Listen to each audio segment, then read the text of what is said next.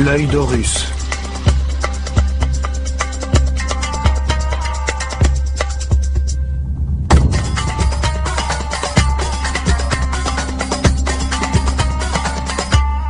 Première partie, l'école des mystères.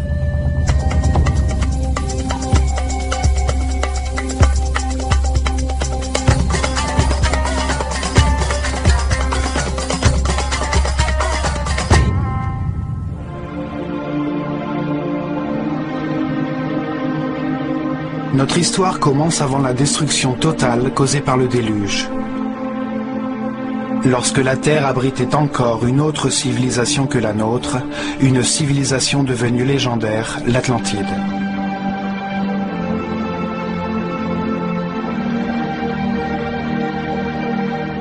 La sagesse de cette civilisation était le produit de l'évolution de la conscience humaine depuis des millénaires, de la connaissance du fonctionnement de l'univers qui donne lieu à ce que nous appelons la vie.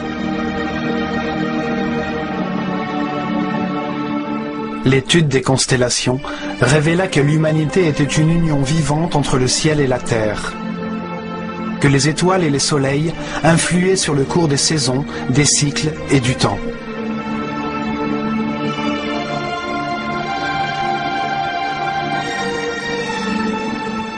Les prêtres de l'école du savoir de Nahakal en Atlantide, dans leur grande sagesse, découvrirent que la planète vivait les derniers moments d'un de ses cycles.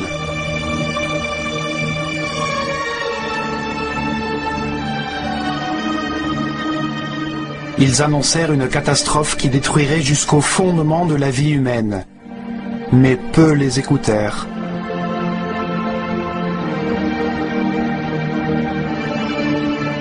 Privés du soutien de la majeure partie de la population, ils construisirent des arches fortifiées de toutes parts et protégées par des champs électromagnétiques dont les forces pouvaient pénétrer et détruire toute matière. Guidés par le grand prêtre Chiquitet Arelish Vomalites, ils embarquèrent avec leurs familles, quelques instruments, certains animaux domestiques, et quittèrent l'Atlantide en direction de l'Est.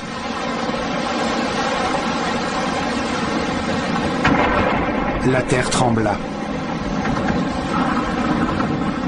Les cieux se répandirent dans les mers, et les eaux balayèrent les continents, en effaçant toute trace de civilisation.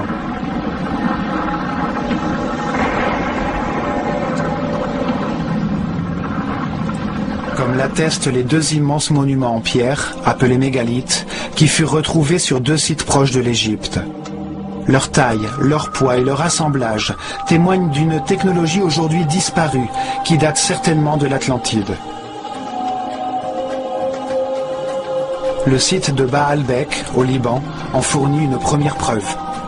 C'est à cet endroit que se trouvent les plus grands et les plus lourds blocs de pierre du monde, les trilithons de Baalbek. Chacun de ces immenses blocs pèse 1200 tonnes, mesure plus de 25 mètres de longueur, plus de 8 mètres de largeur et 5 mètres et demi de hauteur. Aujourd'hui, le poids le plus lourd que l'on peut soulever avec une grue est la navette Discovery, qui pèse seulement 150 tonnes, soit 10% du poids des trilithons. Aucune des technologies actuelles ne nous permettrait de les soulever, ni de les disposer avec une telle précision. Ils ont été transportés sur plus de 3 kilomètres. Au point d'origine où ils furent taillés, nous pouvons toujours voir un bloc de dimension comparable qui n'a pas été utilisé. En raison de sa taille imposante, cet étrange plateau est devenu un lieu de culte pour toutes les populations qui s'installèrent dans la région après le déluge. Les Assyriens, les Perses, les Grecs et finalement les Romains y construisirent leurs principaux temples. On trouve une seconde preuve à Jérusalem. Cette ville est un lieu saint pour 3 religions. Ici se trouve un autre mégalithe, un ensemble de blocs gigantesques pesant chacun d'eux plus de 800 tonnes. Ces constructions immenses et mystérieuses devinrent également un lieu de culte d'où naquit Jérusalem. Elles font partie des imposantes fondations qui supportaient le temple juif et qui supportent aujourd'hui la mosquée d'Al-Aqsa et le dôme du Rocher. Les blocs font partie des fondations du mur des lamentations. De nos jours, nous pouvons y accéder à travers un tunnel formé par ces énormes pierres. Les mégalithes de Baalbek et de Jérusalem appartenaient à des édifices détruits durant le déluge. Leur taille leur a permis de rester en place. Ce cataclysme anéantit la civilisation atlantidéenne. Il eut lieu aux alentours de l'an 10 900 avant Jésus-Christ, alors que le système solaire traversait la constellation du Lion. Cet événement est retranscrit dans les livres sacrés de toutes les cultures du monde.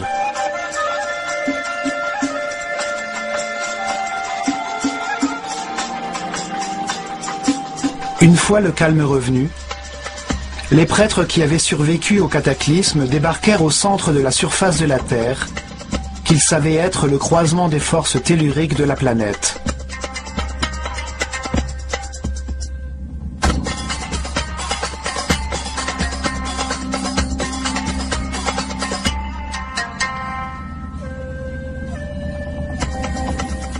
Ils espéraient utiliser ces forces pour guider l'esprit humain en construisant d'imposantes formes pyramidales qui concentreraient les vibrations des entrailles de la Terre et les transformeraient en énergie.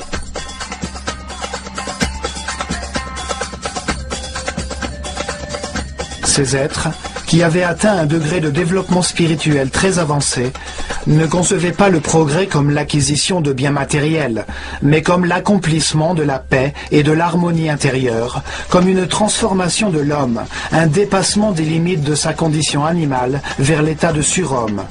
À un moment qu'ils nommèrent Septépi, temps nouveau, ces prêtres virent sortir des eaux un long oasis étroit, une terre fertile entourée d'un désert protecteur qui longeait une grande rivière. Ils l'appelèrent Égypte. Cette terre émergeait hors de l'eau, le pays d'un seul fleuve, le Nil, présentait les meilleures conditions pour donner naissance à une nouvelle civilisation. Les prêtres considérèrent ce cataclysme comme le début d'un nouveau cycle qui devait conduire l'humanité vers une destinée nouvelle, vers la construction d'une société vouée à l'élévation spirituelle.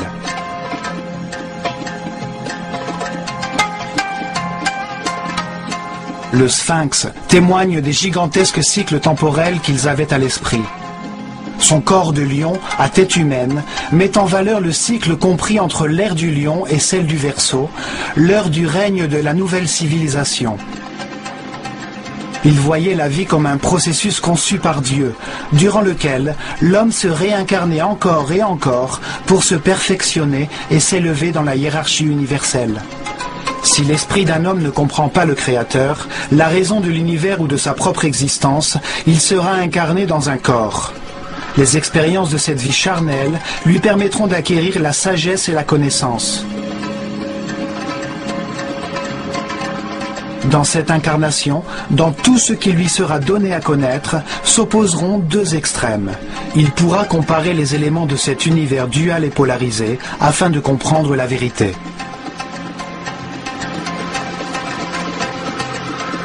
Il apprendra en expérimentant lui-même les conséquences de ses décisions et de sa conduite. Par le chagrin, il comprendra le bonheur. Par l'angoisse, il connaîtra la paix. Au long de nombreuses vies, après avoir comparé les deux extrêmes, il comprendra que la seule vérité est au centre, dans la neutralité de l'amour. À travers la réincarnation, l'homme comprend peu à peu. Il devient un être qui respecte tout ce qui existe. Il comprend que tout a une fonction. Il accepte que toutes les circonstances, même les plus difficiles, sont parfaites, car elles lui enseignent la voie de l'élévation spirituelle. Vie après vie, l'homme s'élève. Il acquiert le savoir, la paix et l'harmonie. Il possède de plus en plus d'énergie vitale. Il devient un être plus tolérant et respectueux. Il accède à la puissance. Il comprend que dans cet univers dual, dans les circonstances les plus contradictoires, la seule neutralité possible est celle de l'amour. L'amour est neutre, tout comme Dieu. Comme le montre le zodiaque de Dendera, ce processus d'apprentissage correspond à un cycle cosmique, soit 12 ères zodiacales.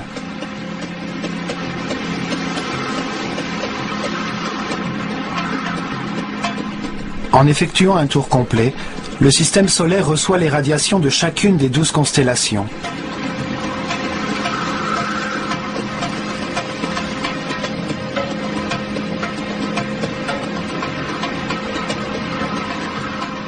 Durant ces 25 920 années, chaque esprit se réincarne 700 fois dans des corps, des endroits, des époques, des circonstances, des conditions et des personnalités différents.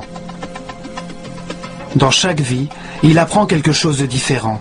À chaque fois, il est influencé différemment par les forces irradiées des étoiles. Ainsi, chaque être vivant passe par un cycle cosmique durant lequel il reçoit l'énergie des 12 constellations, l'influence des cieux qui marquent les rythmes de sa vie et génèrent différents états d'esprit. Pour les Égyptiens, ce processus d'apprentissage de l'homme au cours de ses vies étant lié au mouvement de notre planète et du système solaire, tout était donc planifié par les étoiles. Ils inventèrent une méthode pour révéler ce qu'ils savaient sur Dieu, l'univers et le processus d'élévation de l'âme durant des milliers d'années. Une manière d'enseigner à l'homme la réalité et le sens de la vie. Les prêtres organisèrent la transmission à leur peuple de leur connaissance sur Dieu, sur les étapes qui marqueraient les changements d'ère zodiacale sous la voûte étoilée. Des moments furent consacrés à l'étude de la création par Dieu de l'univers, puis de la conscience humaine. Chaque phase de la révélation était mise en œuvre par un centre religieux construit le long de l'épine dorsale de l'Égypte, le Nil. Ces centres de transformation et de diffusion de l'énergie et de l'information au corps étaient appelés chakras.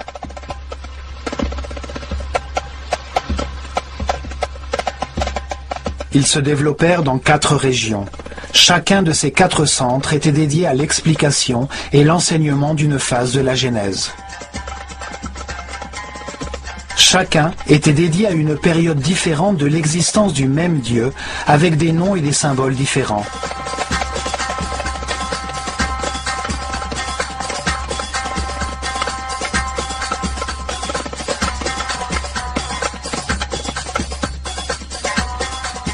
Le premier centre religieux, appelé Héliopolis par les Grecs, fut érigé à Anu, au début de l'ère des Gémeaux, en l'an 6620 avant Jésus-Christ, à l'époque de l'Égypte prédynastique. Une ère consacrée à la symétrie en art et en architecture. Ce centre était voué à la révélation des caractéristiques, des qualités et de la raison d'être d'un Dieu absolu, cause première de toute chose, que les Égyptiens appelaient Atum-Ra, l'unité homogène et statique qui avait préexisté à l'univers.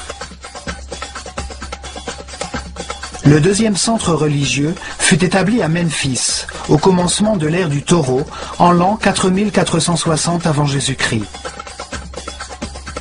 Il était dédié à la révélation d'un autre moment de l'existence de Dieu, lorsqu'il met l'univers, les planètes et le soleil en mouvement, lorsqu'il met sa volonté et son énergie divine en action et crée la matière. Cette dimension créatrice de Dieu était appelée Ptah. Durant cette ère, on peut remarquer l'influence de Mentu, l'animal qui représente l'ère du taureau dans toute l'Égypte, même dans les noms des pharaons. Le troisième centre religieux fut créé à Hermopolis. Il était dédié à Thoth.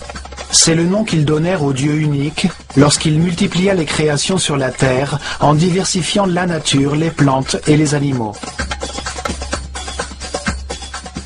Le quatrième centre religieux fut érigé à Thébas, à l'arrivée de l'ère du Bélier, en l'an 2300 avant Jésus-Christ. Ce centre était voué à la révélation des caractéristiques, des qualités et de la raison d'être de Dieu lorsqu'il crée la conscience de l'homme à son image. Ils l'appelèrent Amon-Ra. Cette ère fut un moment décisif pour la civilisation égyptienne. Des centaines de temples dans lesquels la figure du bélier était prédominante furent construits et les pharaons eux-mêmes ajoutèrent Amon ou bélier à leur nom.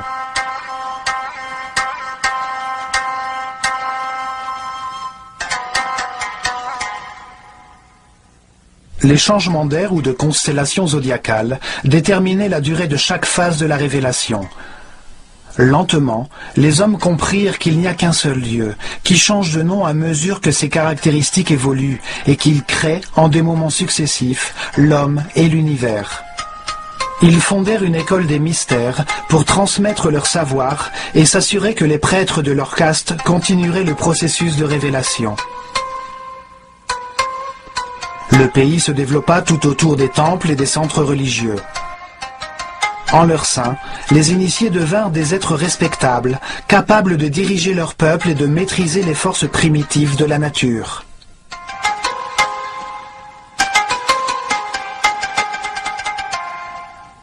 Les prêtres choisissaient leurs disciples parmi les enfants d'Égypte en fonction de leur niveau de connaissance et de sensibilité et leur donnaient la chance de vouer leur vie à la prêtrise. Il leur parlait du processus d'élévation à travers la réincarnation de Dieu et de l'univers. Il leur enseignait les sciences, l'art, la religion et la philosophie. Il les entraînait à l'exercice du contrôle de soi. Ils apprenaient à conserver leur énergie vitale, à comprendre l'importance du respect et du libre arbitre, accélérant leur processus d'évolution.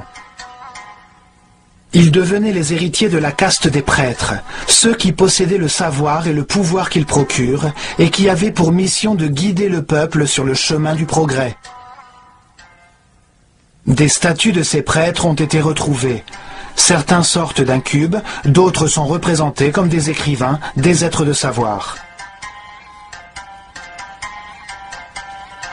Parfois, le mot Hotep, qui signifiait sage, était ajouté à leur nom, comme pour Ain-Hotep ou Amen-Hotep, fils d'Apu, en reconnaissance de leur sagesse.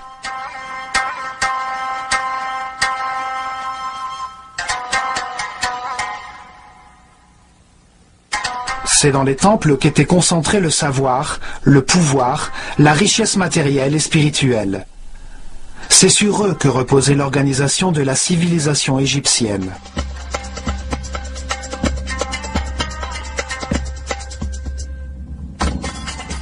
L'œil d'Horus était le symbole de cette caste organisée de prêtres qui a présidé aux destinées de l'Égypte durant des milliers d'années dans l'ombre des pharaons.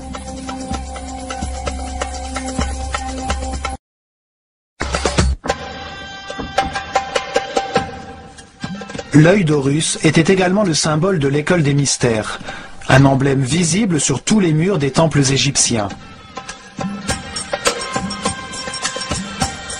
Un symbole évoque la signification de la forme, de l'action qu'il représente. Il transmet une idée avec simplicité, au-delà des mots. Son sens peut être compris des milliers d'années après avoir été dessiné.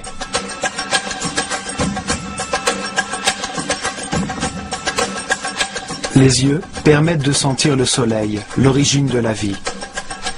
Ils réagissent à la perception de sa lumière et à la vision des couleurs. Ils communiquent au cerveau l'intensité et la force du feu. Les yeux sont les terminaisons nerveuses qui perçoivent la volonté divine, l'intensité de la lumière, la force de Dieu, que les Égyptiens nommaient Phi. La force par laquelle l'esprit se concentre dans la matière fait place à l'univers, à l'expérimentation de la conscience. Ce sont les seuls nerfs qui atteignent la surface du corps et que l'on peut voir en action. Ils parcourent des sphères pleines de liquide blanc cristallin.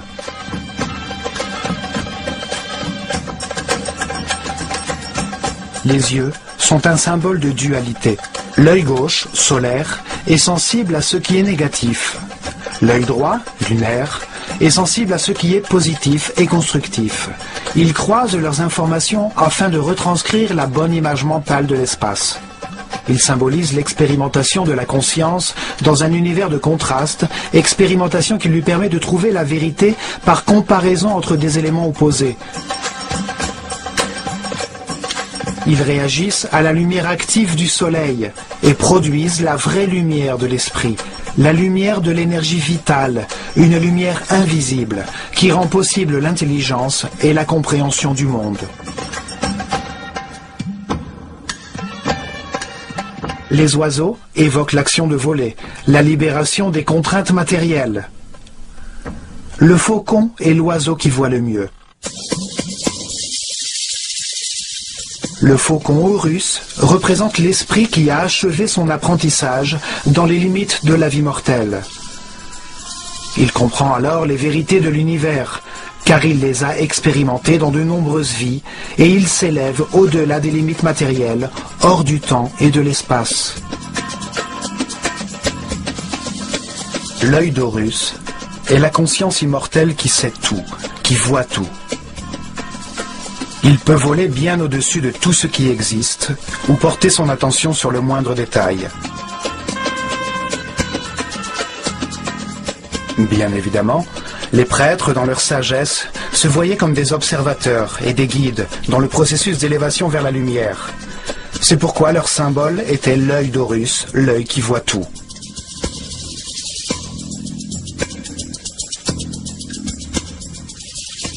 Depuis les temples, les prêtres de l'œil d'Horus conduisaient le peuple vers l'élévation spirituelle, dans la paix et l'harmonie, révélant la vérité sur Dieu, sur l'univers et sur le processus d'évolution de la conscience humaine.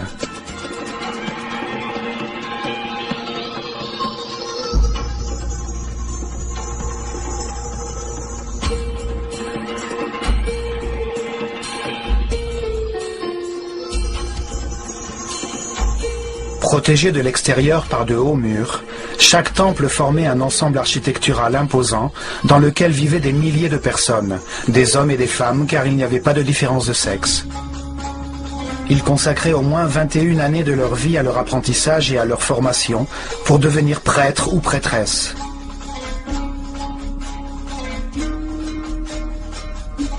Leur parcours d'apprentissage se déroulait dans différents temples où ils restaient durant de longues années, recevaient les enseignements correspondant à leur niveau, puis ils passaient leurs examens pour accéder au niveau supérieur dans un autre temple de la vallée du Nil.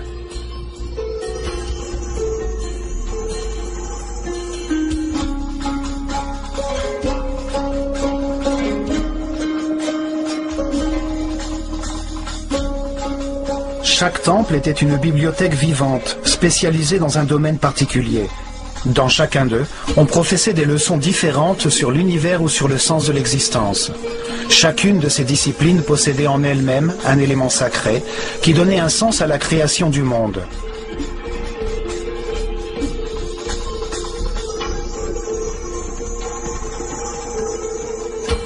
Les 7 premières années d'enseignement correspondaient au niveau élémentaire, durant lequel les élèves étudiaient les lois générales de l'univers et apprenaient à utiliser les centres d'énergie inférieurs du corps.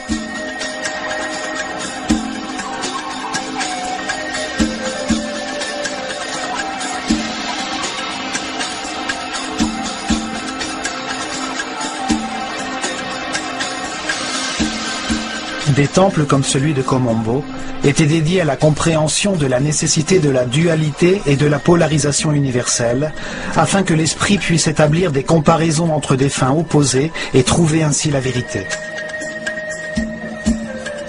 On y apprenait notamment que la peur de l'échec peut être maîtrisée et que chaque vie est suffisante pour connaître ce qu'il y a lieu de connaître dans cette vie-là.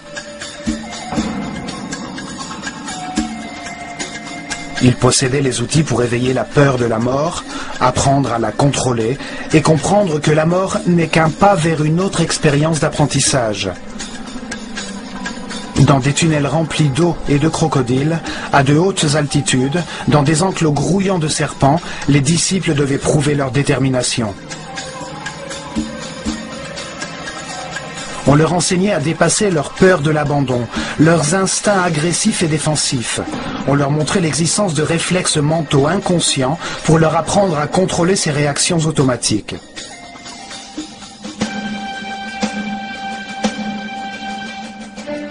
Dans le temple de Luxor, à Thébas, on transmettait le savoir du fonctionnement du corps connu à l'époque et on apprenait à le dissocier de la conscience pour qu'elle ne s'identifie pas à lui.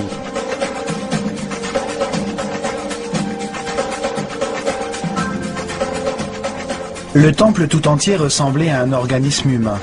Chaque salle représentait un organe. Sur les murs étaient inscrites des informations concernant ses fonctions principales, les bienfaits qu'il apportait à l'organisme et ses relations avec les autres organes.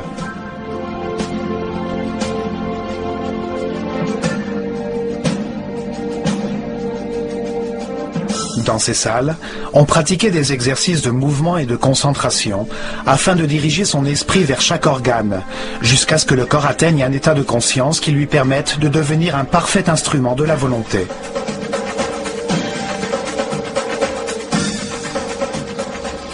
La plupart des temples des prêtresses de Nephthys et d'Isis étaient réservés à l'enseignement des perceptions sensorielles, des émotions et des désirs charnels du corps, afin de les différencier des émotions, intuitions et inspirations supérieures.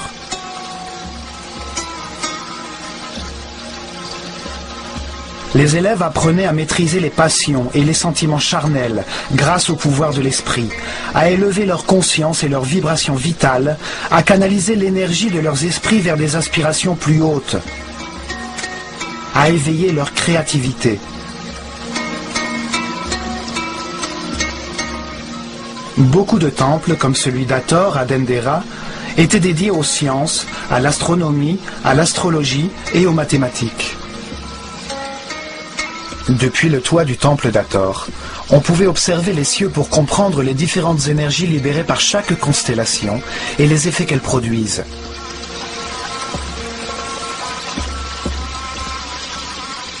Les Égyptiens suivaient scrupuleusement les mouvements des étoiles, vérifiaient la durée de l'année solaire, la date exacte de la crue du Nil, le moment du passage de la Terre de l'ère du Taureau à l'ère du Bélier, les cycles qui impactaient le processus d'évolution.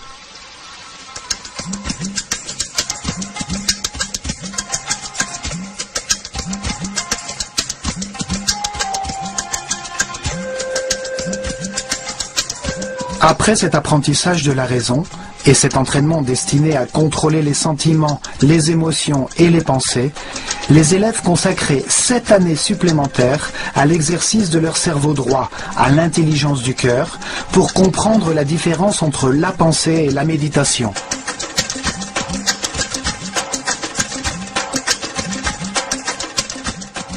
Le temple de Karnak, le plus grand d'Égypte, était dédié à la conscience, à l'analyse des forces qui la façonnent, à la compréhension du processus d'évolution et aux moyens de l'accélérer en se concentrant sur les concepts, les mots, les sentiments, les points exacts ou les mouvements.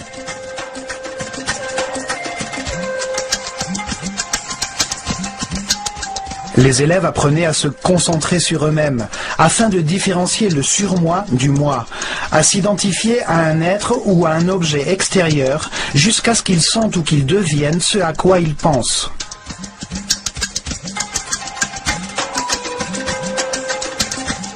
Ils se livraient à des exercices de télépathie. D'abord dans des conditions de proximité physique, puis à distance, à une certaine heure de la journée, jusqu'à ce qu'ils apprennent comment communiquer mentalement à n'importe quel moment. On leur enseignait une certaine conception du temps, et ils apprenaient à vivre comme si celui-ci était un éternel présent.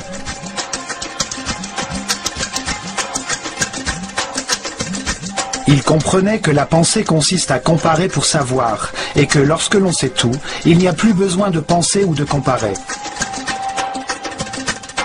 Ils apprenaient à modifier leur niveau vibratoire pour maîtriser les circonstances extérieures en atteignant un équilibre émotionnel par une décision mentale intérieure.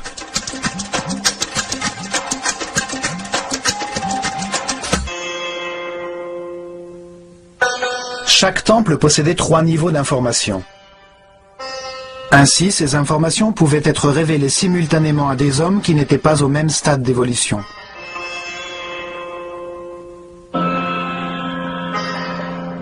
Le premier niveau était la transmission des informations élémentaires au peuple. Chaque temple avait une histoire simple, pleine de symboles et de personnages fantastiques. Un théâtre sacré, facile à comprendre. Les idées étaient exprimées dans des mythes sous la forme d'histoires.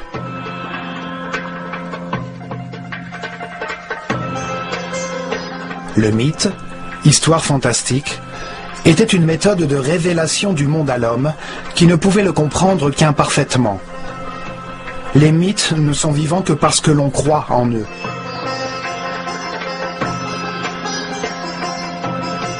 Ils font intervenir des personnages qui possèdent des caractéristiques symboliques, avec des formes qui permettent d'identifier leurs fonctions et leur activité principale, qui prennent part à des histoires simples, à des paraboles, qui révèlent la réalité de la nature humaine sans avoir recours à l'aridité ou l'abstraction de la philosophie ou de la métaphysique. Le peuple avait ainsi accès au sacré en écoutant l'histoire de chaque temple, en connaissant les forces et les faiblesses de chaque personnage, les problèmes qu'il rencontre et la manière de les résoudre.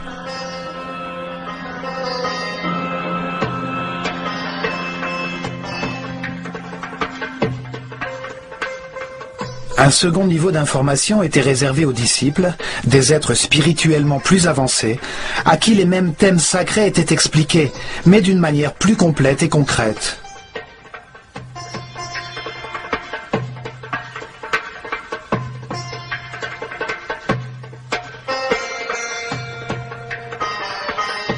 À cette fin, on gravait les scènes descriptives des mythes sur les murs du temple. Chaque personnage était expliqué. On apprenait ce qu'il symbolisait, l'étape du processus d'élévation qu'il représentait, pourquoi il avait telle forme, telle attitude et telle fonction.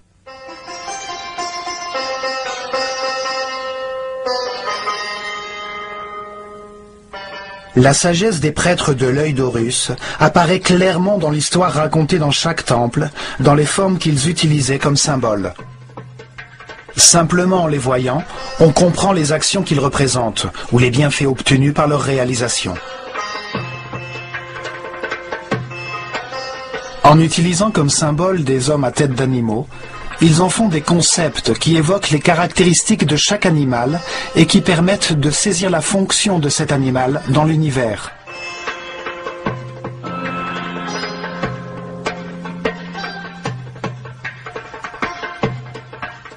Un homme à tête de chacal possède les caractéristiques de cet animal, comme par exemple son sens inné de l'orientation dans le désert.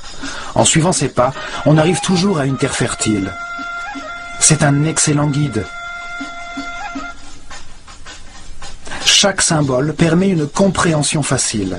La simple forme d'un oiseau évoque le vol, la liberté. Un disque solaire au-dessus de la tête d'un homme indique sa clairvoyance, sa sagesse, son savoir, son degré de conscience.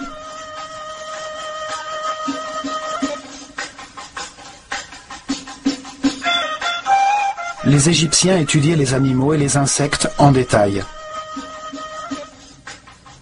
De cette façon, ils ont acquis une grande connaissance de leur vie, de leurs activités, de leurs caractéristiques vitales, de leurs habitudes, de leurs régimes alimentaires, de leur temps de gestation, de leurs pratiques sexuelles, de leurs principales raisons d'être.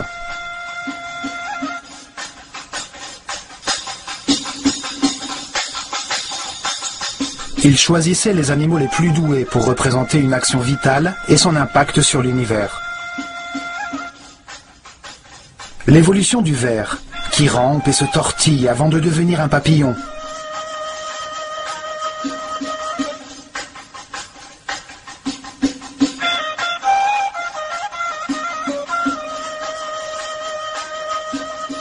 De tous les oiseaux, le faucon possède la meilleure vue. Il a un cerveau optique parfaitement développé. C'est pourquoi il est choisi comme symbole de cette fonction vitale, la vision. Un personnage humain à tête de faucon est un être qui voit tout, qui domine le paysage et voit tous les détails d'un objet qu'il regarde.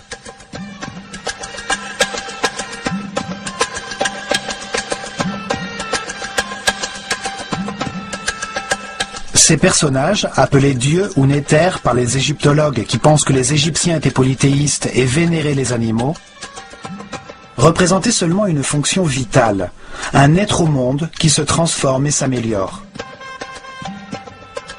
Chaque action importante de la vie est représentée par un symbole, qui indique la transformation essentielle qui se produit chez l'individu qui l'exécute, ce à quoi il arrive.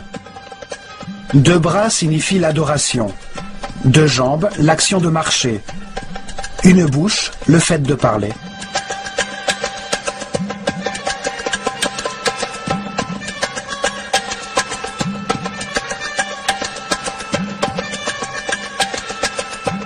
Et, enfin, au 3e niveau d'information, chaque temple conservait une sorte de code secret contenu dans son symbole. Ce secret était connu uniquement par les prêtres de haut rang et les grands maîtres, et donnait des informations sur les forces et énergies fondamentales, sur la manière de les contrôler et de les utiliser pour servir leur peuple.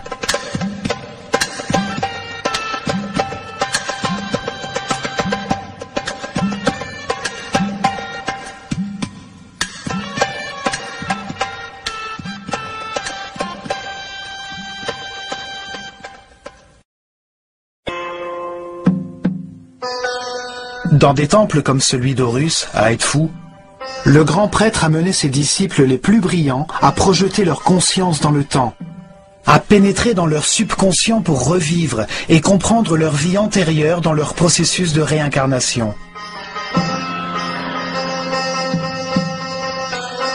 Le grand prêtre était toujours un être très avancé dans son chemin spirituel. Il ne s'identifiait pas à son corps. Il connaissait son fonctionnement et il savait à quelles énergies il devait avoir recours pour trouver son équilibre.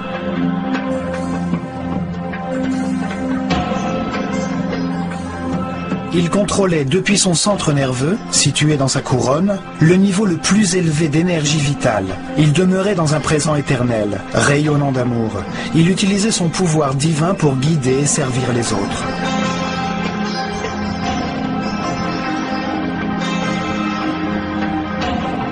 La matière peut seulement recevoir, se contracter.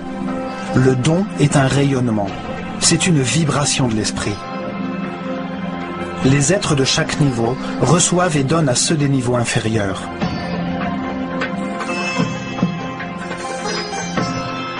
Dans les salles des temples, ils comprirent que la réalité est composée de 7 niveaux d'énergie vibratoire, 7 courants énergétiques qui correspondent à des niveaux différents de pouvoir et de force.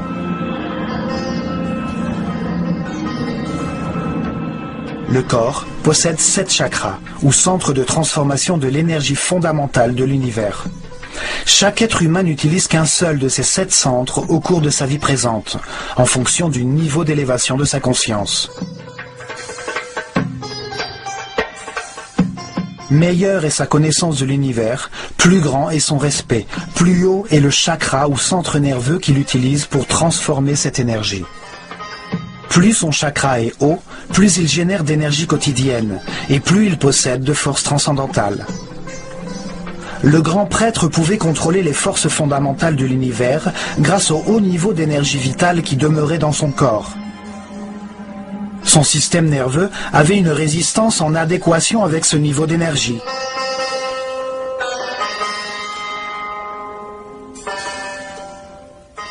Ainsi, dans tous les temples d'Égypte, à mesure que les disciples suivaient leur apprentissage et leur formation, leur énergie vitale augmentait graduellement, en même temps que leur résistance nerveuse.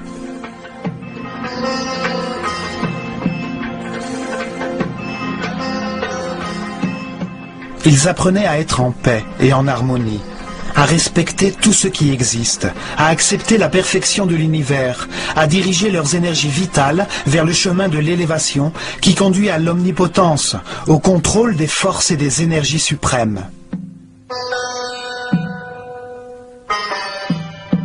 Ils suivaient une intense préparation physique, mentale et spirituelle, qui se terminait par l'expérimentation de la totalité et du néant, du manifeste et de l'indicible.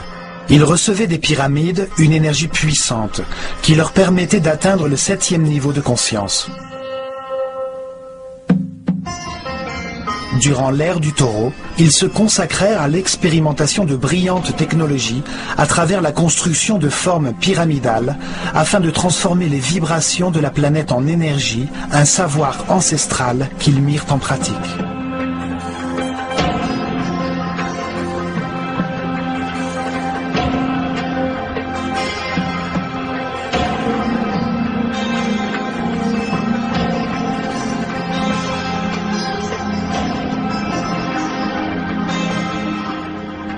ils érigèrent d'imposantes pyramides qui pesaient des millions de tonnes sur les points névralgiques du réseau électromagnétique de la planète.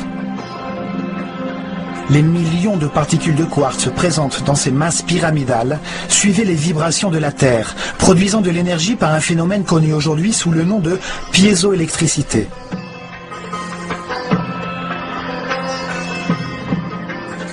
Ils construisirent plusieurs pyramides avant d'atteindre un modèle de perfection avec la pyramide de Khéops.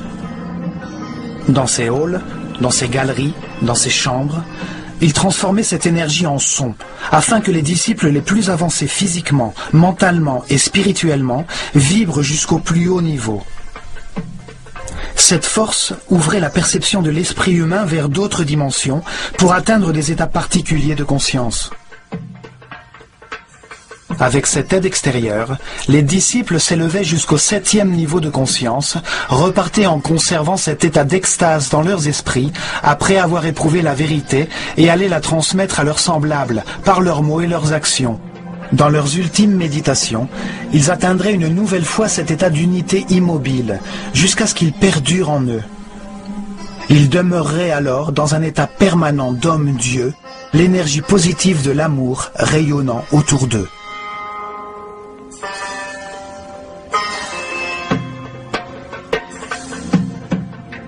La connaissance de toutes les formes pures de l'univers, des masses primitives qui organisent l'énergie et la matière, était essentielle pour le développement de la civilisation égyptienne. Aujourd'hui, nous appelons ces formes pures les solides platoniciens. 5 polygones de taille et d'angles égaux, formés de triangles équilatéraux, la forme de vie qui ne produit aucune tension. À l'aide de ces formes, il produisait des effets de résonance et de concentration énergétique afin d'élever la perception de la conscience, pour générer des effets de superconductivité permettant d'annuler la force de la gravité. De nos jours, nous avons découvert qu'il y a sur notre planète des points névralgiques appelés nœuds diamagnétiques, d'où l'on peut contrôler la force de gravité de la planète et générer un phénomène de superconductivité.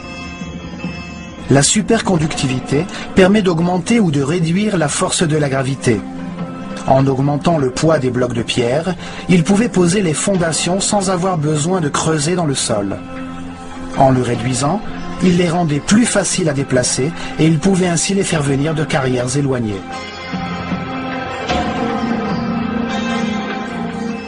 Des hiéroglyphes, qui expliquaient les formules et les ingrédients nécessaires pour faire une sorte de ciment qui ressemble à de la roche, furent retrouvés sur l'île de Séhel. Des scientifiques français les ont partiellement décryptés. Leurs expériences confirment qu'il s'agit de géopolymères, qui produisent une sorte de pierre une fois qu'ils sont solidifiés. Ceci permet de comprendre la simplicité avec laquelle les Égyptiens pouvaient assembler les pierres de leur temple en utilisant un bloc pour en former d'autres.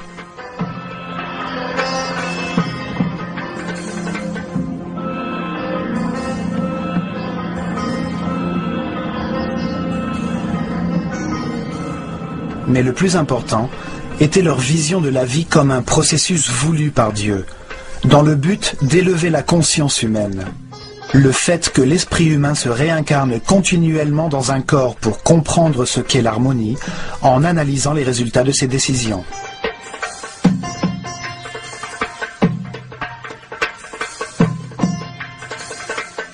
Au cours de ces nombreuses vies, pleines d'expériences contraires, d'angoisse et de paix, de dépression et de joie, de richesse et de pauvreté, de santé et de maladie, il comprend les raisons de son existence et s'affranchit des contingences matérielles pour devenir un surhomme immortel. Un être qui, au moment de sa mort, ne perd pas la conscience des connaissances qu'il a accumulées. Un esprit sage qui, à la fin de chaque étape, franchit une nouvelle marche vers la perfection universelle.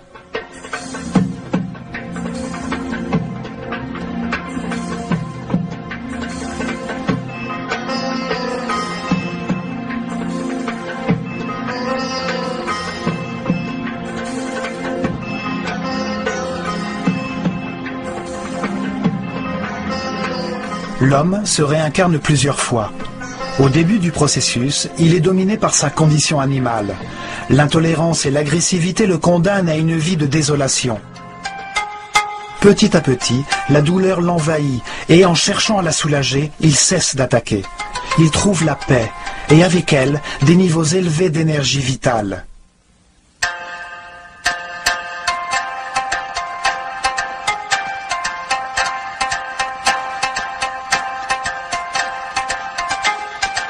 En pleine connaissance de ce processus d'élévation et des lois qui y président, les Égyptiens améliorèrent leur vie, acceptant les moments difficiles comme des étapes nécessaires sur le chemin de l'apprentissage. Ils demeurèrent ainsi dans la paix et l'harmonie.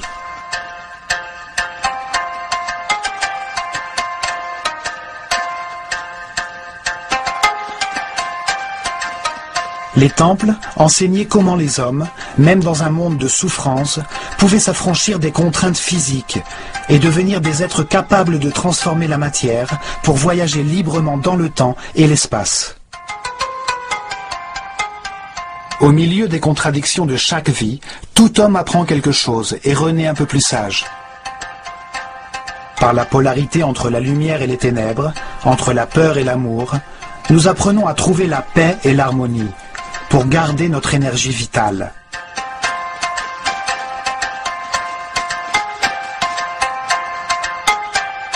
Par l'expérience des affres et de l'angoisse auxquelles conduisent la colère, la haine ou le désir de vengeance, nous comprenons les bienfaits de l'harmonie.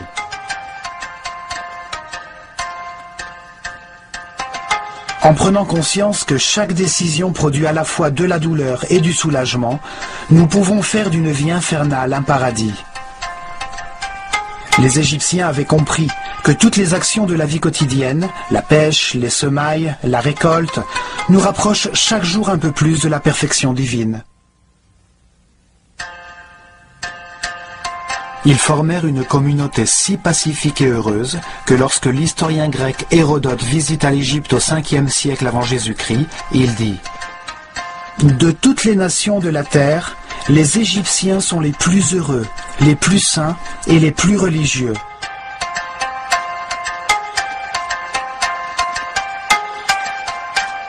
Cependant, le mot religion n'existait pas dans leur langage.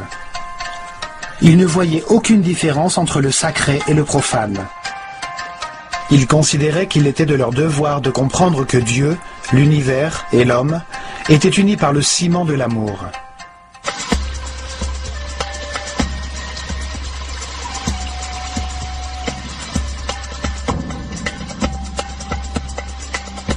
Dans cette série d'épisodes consacrés à l'œil d'Horus, nous décrypterons le message laissé par les Égyptiens dans leur temple. Que tous les hommes avancent sur la voie de l'élévation au cours de leurs nombreuses vies. Certains sont plus avancés que d'autres, mais tous accéderont à l'immortalité et à la permanence de la conscience par le seul chemin possible, celui par lequel ils apprendront à s'adapter, à accepter la réalité des choses et à respecter tous les êtres qui les entourent. Ce chemin peut être pavé de souffrance ou de paix et d'harmonie. Cela dépend de notre capacité à nous contenter de ce que nous avons, à nous sentir reconnaissants d'être en vie, d'avoir l'opportunité de comprendre que c'est l'amour qui nous a créés.